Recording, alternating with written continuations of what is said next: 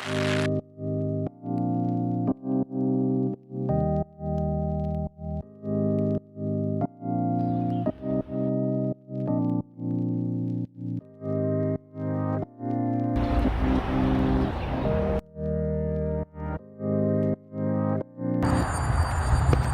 possum, let's go 8K.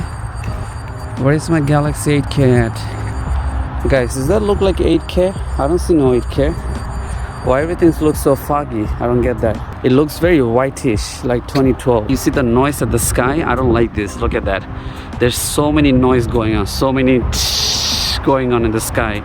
I'm not okay with this. And look at this. When I zoom in, look, that white difference. iPhone have that too, but this is a fine. That's fine. It's a 2 lens and 1 lens protocol, right? But look, when I zoom out, this ain't no 8K. You have to at least show us 4K. Once we know it's 4K, then people have the confidence that okay, fine, it's 8K, but it's not a 8K. It's nowhere close to be 8K. You're just marketing it. It's not a first time 8K on Galaxy. It's the second quarter of 8K. So I don't know what's up, but at daytime it looks really nice. Here's a sample of the daytime.